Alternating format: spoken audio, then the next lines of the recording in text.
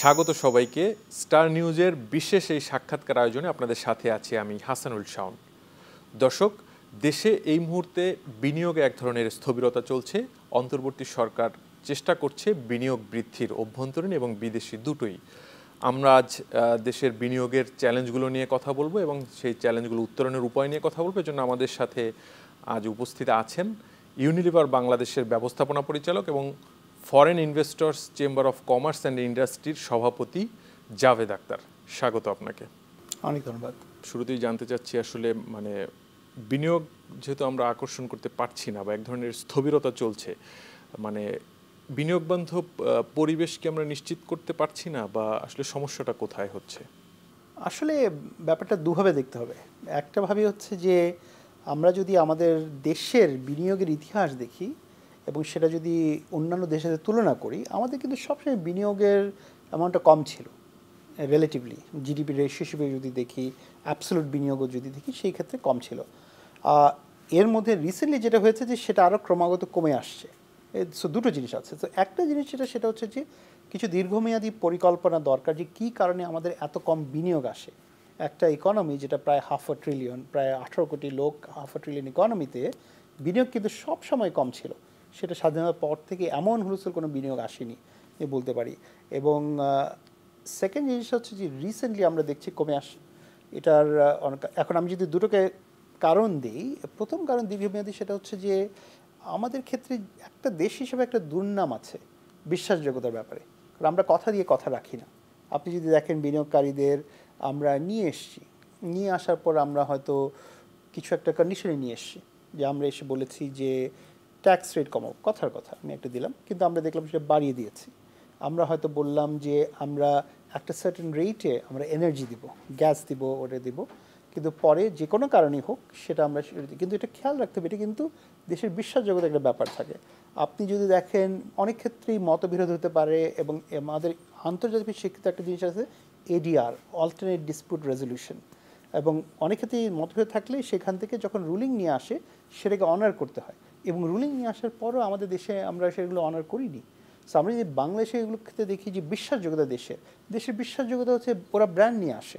বিনিয়োগকারী যখন আসে আপনাকে ব্র্যান্ড নিয়ে আসে, আপনাকে সেই ব্র্যান্ডটা প্রোটেক্ট করতে হবে। কারণ আমার ব্র্যান্ডটা যদি এখন আরেকজন তৈরি করতে থাকেন, তাহলে তো বিনিয়োগকারী চিন্তিত হবে।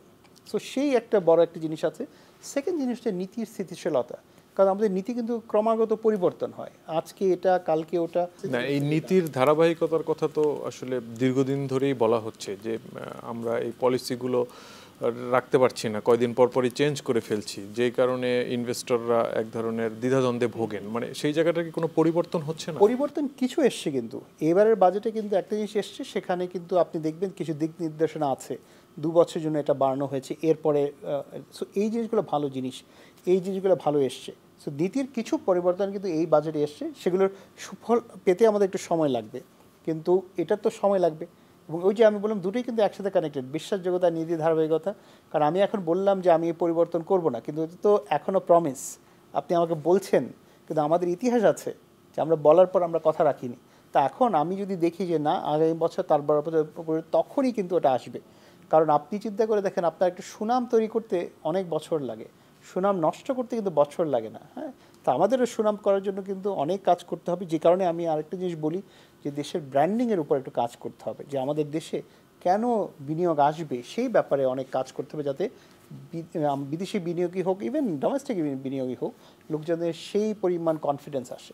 এবারের যে বাজেটটি হলো, সেটি আসলে কতটা বিনিয়োগ বান্ধব বলে মনে করছেন আপনি? না, এটা তো আমি আগেও বলেছি। আপনি যদি বাজেটটা দেখেন, সেখানে আমাদের মাননীয় ফাইন্যান্স অ্যাডভাইজার নিজেই বলেছেন এই বাজেটটা হচ্ছে প্রবৃদ্ধির বাজেট না, এই বাজেটটা হচ্ছে বেসিক্যালি সার্ভাইভালের বাজেট। তো আপনি যদি এখন বলেন, একজন বিনিয়োগকারী বলেন যে আমি প্রবৃদ্ধির বাজেট না, আমার ইকোনমিক এরকম অ্যাক্সেলারেট হবে না, তাহলে তো সেটা হবে না। প্রথমত ফিলসফি থেকে, বাজেটের ফিলসফি থেকে আসি।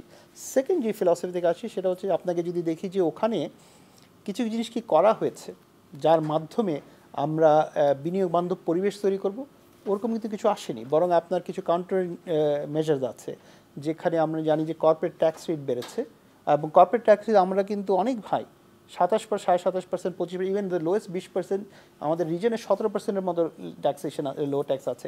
এবং আমাদের ইফেক্টিভ ট্যাক্স রেট এটা বলা সত্ত্বেও বাই দ্য ওয়ে ইফেক্টিভ মানে হচ্ছে অ্যাকচুয়ালি আমি কী দিই, কারণ আমাদের অনেকগুলো ডিসঅ্যালাউন্স হয় যখন আমরা করে বলি এটা সম্ভব না। সো ইফেক্টিভলি 40 থেকে 45% আমরা কর্পোরেট ট্যাক্স দিই। আনবিলিভেবল। সো আমরা যদি দেখি এই সমস্ত জিনিস তো আমি কোনো পরিবর্তন দেখি নাই, যে এই যে বাজেটে যে সিগন্যাল আসবে সেটা দেখছি না আমি। বিনিয়োগ আকর্ষণের ক্ষেত্রে মানে রাজনৈতিক পরিবেশ বা বিনিয়োগ বান্ধব পরিবেশ, রাজনৈতিক স্থিতিশীলতার একটা ব্যাপার থাকে। এখন বাংলাদেশে একটি পরিবর্তিত রাজনৈতিক পরিস্থিতি বিরাজ করছে, মানে এই পরিস্থিতির কারণে আসলে বিনিয়োগকারীদের কোনো ধরনের আস্থাহীনতা বা সংকট তৈরি হচ্ছে কিনা সেই আস্থার জায়গায় সবসময় হবে। আপনি যদি দেখেন ব্যবসা কতগুলো স্থিতিশীলতা পছন্দ করে এবং সারপ্রাইজ পছন্দ করে না, কারণ আপনি চান না হঠাৎ অবাক হয়ে যেতে যে এই জিনিসটা চেঞ্জ হয়েছে। সো স্থিতিশীলতার এটাই খুবই খুবই জরুরি। এই মুহূর্তে আমরা যেখানে আছি যে আগামী বছর একটা ইলেকশন হবে, তখন হয়তো একজন বিনিয়োগকারী চিন্তা করছেন আচ্ছা যে আসবেন ওই সরকার হয়তো একটা বিনিয়োগ নীতি নেবেন, ওনার ফিলসফি কী সেটার জন্য খুবই স্বাভাবিক লোকজন অপেক্ষা করবে। আমার মনে হয় না কোনো সরকার এসে বলবে যে বিনিয়োগ প্রয়োজন নাই এই দেশের, কারণ আমাদের এই দেশের জন্য বিনিয়োগ খুবই প্রয়োজন, সেটা ফরেনই হোক আর ডোমেস্টিক ইনভেস্টমেন্টই হোক খুবই প্রয়োজন। কিন্তু বিনিয়োগকারীর ওই আস্থা আসতে হবে যাতে স্থিতিশীলতা থাকলে, কারণ ওরা যখন বিনিয়োগের জন্য টাকা করবে, আমি বলি সমস্ত বিনিয়োগ একদিনের রিটার্ন না, এটা কিন্তু হচ্ছে আপনার লং টার্ম রিটার্ন। কারণ ও একটা ফ্যাক্টরি করবে, একটা মেশিন নিয়ে আসবে, সেটার জন্য 4-5 বছরের রিটার্ন থাকে। সো সেটা নিঃসন্দেহে এটার একটা বড় একটা ফ্যাক্টর। বিনিয়োগ বৃদ্ধির ক্ষেত্রে যদি আমরা বলি, অভ্যন্তরীণ হোক বা বিদেশি বিনিয়োগ হোক, মানে এই মুহূর্তে মোটা দাগে যদি বলেন যে আমাদের প্রধান বাধাগুলো কি আসলে? আপনি যদি দেখেন বিনিয়োগ বৃদ্ধির ক্ষেত্রে তো অনেকগুলো আছে বাধার মধ্যে। আপনি ধরুন একটা বড় বাধা হচ্ছে এনবিআর পুরোটা মিলে।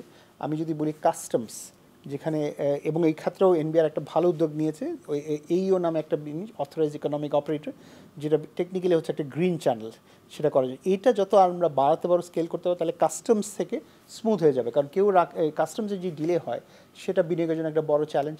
আমরা যদি ট্যাক্সেশন দেখি, আমাদের কিন্তু অনেক হাই ইনডিরেক্ট ট্যাক্স হয়। আপনি যদি দেখেন আমাদের ট্যাক্সের ইনডিরেক্ট ট্যাক্স মানে হচ্ছে সাপ্লিমেন্টারি ট্যাক্স, অন্যান্য ট্যাক্স এগুলো আসে, এগুলোকে আরও সিম্পলিফাই করতে, এগুলোকে আরও কম্পারেটিভ করতে হবে এগুলো যদি। আর তৃতীয় যে জিনিসটা সেটা হচ্ছে বিনিয়োগ আসার পরে আমাদের যেই মানে ব্যুরোক্রেটিক যে ঝক্কি ঝামেলা পোহাইতে হয়, আপনি জমি কিনতে হলে যে জটিলতার মধ্যে যান, আপনি যদি গ্যাসের পারমিশন নিতে চান, ইলেকট্রিসিটির পারমিশন নিতে চান, এটার জন্য আবার বিডা একটা কিন্তু বিজনেস অলমোস্ট রিলেশনশিপ ম্যানেজার নামে কিছু রোল তৈরি করছে, যার মধ্যে বিনিয়োগকারী আসলে তাদেরকে যাতে তারা সাহায্য করতে পারে সেই কাজগুলো করছে। এই জিনিসগুলো, এই অথরাইজ ইকোনমিক অপারেটর, আপনি যদি দেখেন আরেকটা জিনিস রয়েছে যে এনবিআর জাস্ট করেছে ন্যাশনাল সিঙ্গেল উইন্ডো, যেখানে ওনারা ডিজিটালি অনেকগুলো নিয়ে আসছে। এই জিনিসগুলো যে ইফেক্টিভলি এই ট্রান্সফরমেশনগুলো নিয়ে আসতে পারি, এগুলো কিন্তু বিনিয়োগ সহযোগী করবে। এবং এর আন্ডারলাইন সমস্ত কিছুতেই হচ্ছে ডিজিটাইজেশন। কারণ আমাকে কেন লোকের কাছে যেতে হবে পারমিশনের জন্য? আমি এসে বলবো আমি এত টাকা দেবো, আপনার চেক করতে আমি নিয়ে আসছি কিনা, তারপরে আপনার এই পারমিশনগুলো দিতে হবে, আমি ওটার জন্য ফিস দেবো, আপনি আমাকে দিয়ে দিবেন। যে কারণে আমি বলি যে আপনি নিজে দেখেন, আপনি 15 মিনিট 20 মিনিটে দুবাইতে কোম্পানি খুলে ফেলতে পারবেন, আপনি এখানে 15 মাসেও কোম্পানি খুলতে পারবেন না, এমনও চ্যালেঞ্জ হয়েছে। শেষ একটা জিনিস জানতে চাই যে অন্তর্বর্তী সরকারের প্রতি মানে এই বিনিয়োগ বাড়ানোর ক্ষেত্রে মানে আপনার কোনো পরামর্শ আছে কিনা? আসলে ওনারা তো খুব একটা জটিল একটা পরিস্থিতিতে এই দায়িত্বটা নিলেন, যেখানে অর্থনীতির একটা খুব জটিল একটা পরিস্থিতি ছিল। আপনি যদি দেখেন ওভারঅল অ্যাডমিনিস্ট্রেশন চালানো একটা ছিল, তো ওনাদের জন্য কিন্তু খুব ডিফিকাল্ট একটা এনভায়রনমেন্টে এই কাজটা নেওয়া। আমার যেটা থাকবে সেটা হচ্ছে যে স্ট্রাকচারাল কিছু চেঞ্জ যদি ওরা নিয়ে আসতে পারেন, এবং সবচেয়ে বড় যে চেঞ্জ হচ্ছে যত বেশি ডিজিটাল ইনফ্রাস্ট্রাকচার তৈরি করতে পারেন, যত অনলাইনে জিনিসপত্র নিয়ে যেতে পারেন, যত হিউম্যান ইন্টারফেস কমাতে পারেন, এইটাই কিন্তু লং লাস্টিং থাকবে। কারণ এগুলো কিন্তু সবাই চায় যে যতই ডিজিটাইজেশন করা যায় এবং ডিজিটাল ইকোসিস্টেম তৈরি করা যায়, তার মাধ্যমে কিন্তু এই যে ফ্রিকশনগুলো হয় যেগুলো আমি বললাম আপনার, এইগুলো যাতে কমপ্লিটলি এলিমিনেট করা যায়, এবং সেই কাজগুলোই কিন্তু অনেকগুলো ওনারা করছে।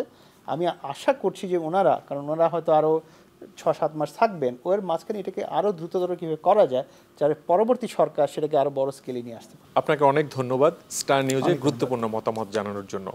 দর্শক, আজ এখানেই শেষ করছি। সবাই ভালো থাকবেন, সুস্থ থাকবেন। ধন্যবাদ সবাইকে।